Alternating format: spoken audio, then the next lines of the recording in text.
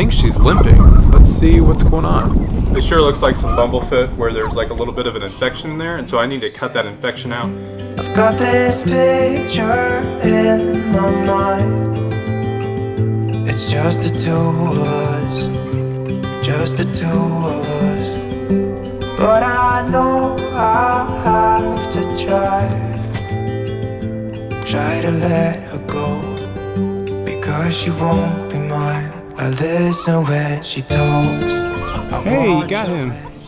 Yeah! Is this our boy Duke? Yes. He's a good boy, isn't he? Yeah. Him is one with these stuff. You're pretty good at catching chickens. Yeah. Is he your favorite?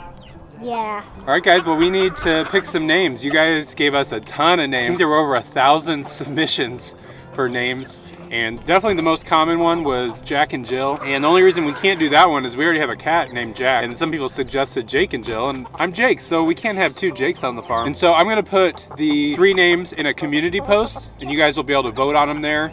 And you guys are welcome to throw it down in the comments. Get out of the way!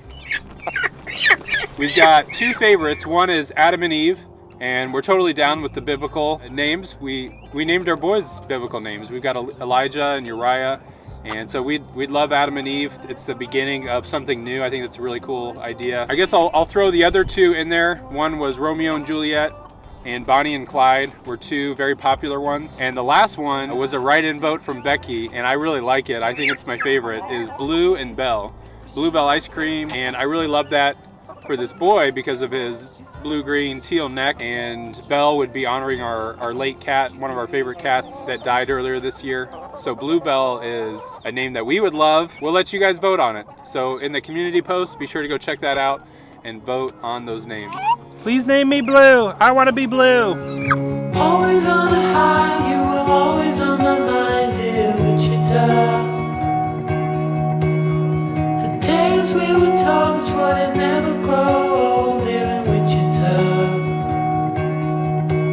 We were down by the river all through the night, watching the stars and the city lights.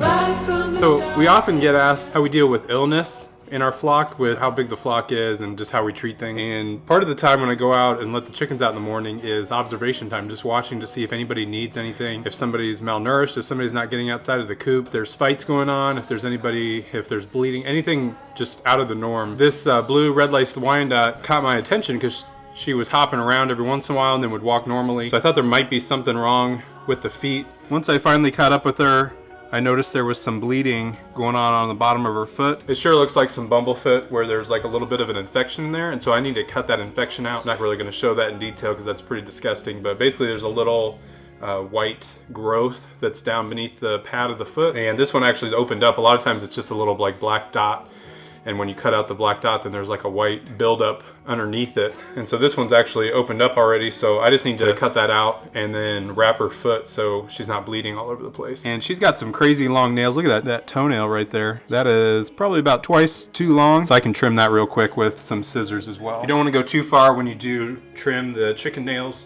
because you will cause some bleeding if you go up too high. And you normally shouldn't have to trim the nails, but you can just keep an eye on them. If chickens are scratching properly, if they have rocks and different hard things to scratch their nails against, they should take care of that on their own, but once in a while I do see some toenails that do get pretty long. And so having a scalpel or some kind of razor blade to do this job is preferred.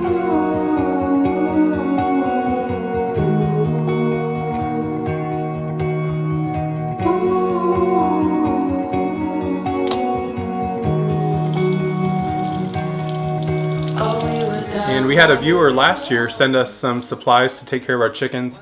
This is some hydrochloric acid, and we've got some sodium chloride in here. And basically we would combine them into here in equal parts along with some water, and it activates it to create a great disinfectant for our chickens when they need it.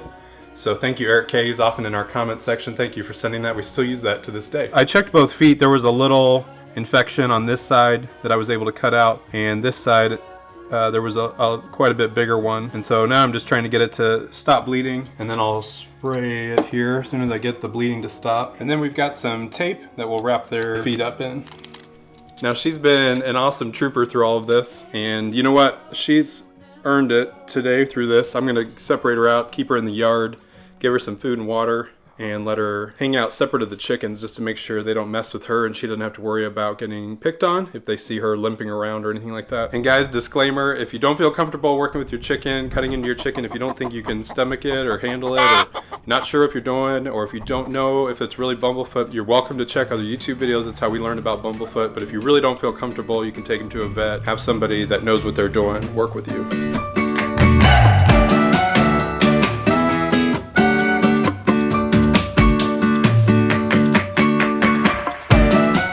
Buddy, what do you want to do? Play hide and seek. No cheating. Okay, guys, we're gonna play hide and seek. So somebody's gonna be it. Who's gonna be it first? Okay. I'm playing hide and seek. Okay. I'm being hiding. Right now. It's night. 2, 3, 4.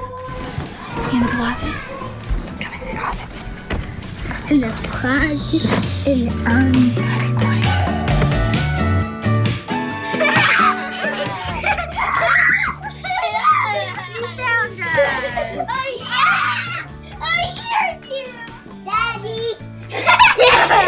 You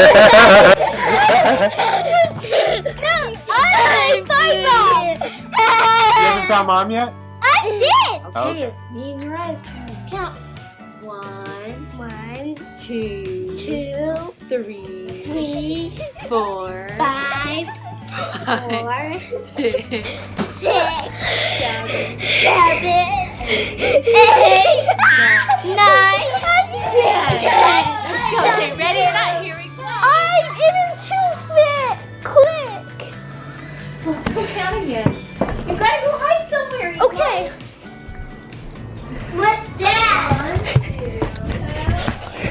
3, 4, 5.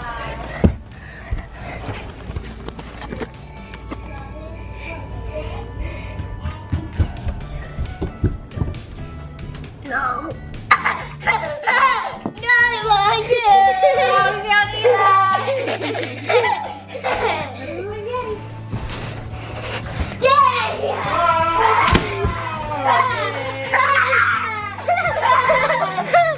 Oh man, I hold my breath and I'll sit behind that door.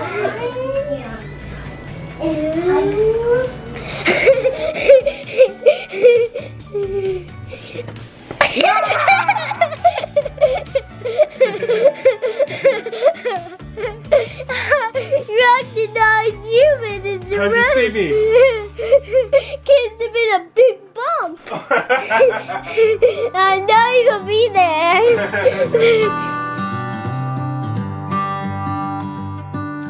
Several friends that are having babies or have had babies, and I'm really bad on getting a gift out to them. And for myself, because I was thinking what kind of projects I can do, because I didn't really make anything for myself. I've always made stuff for other people. And I thought it would be really fun to make a diaper clutch.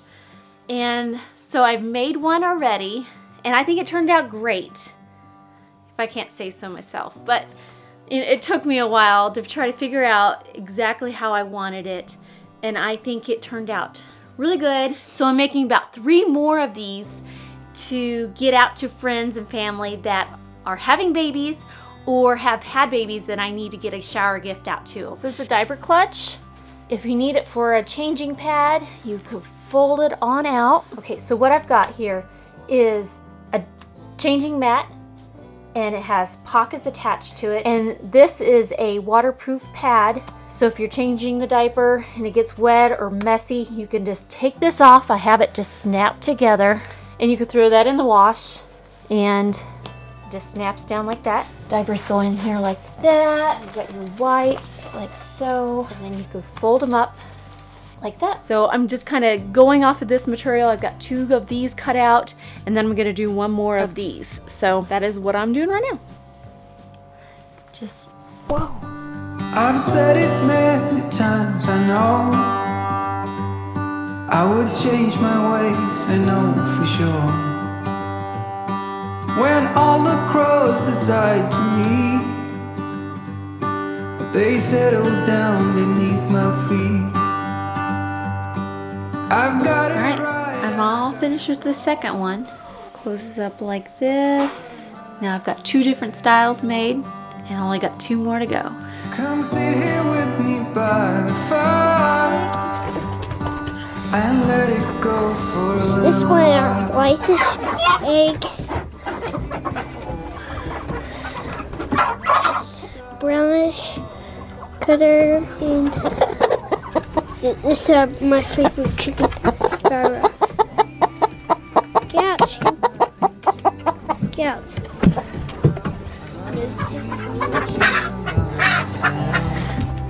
All is in your hand.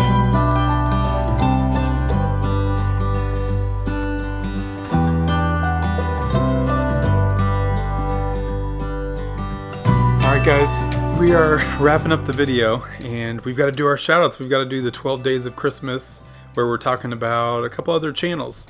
And what are you eating here, Beck? I'm having some ice cream. Okay.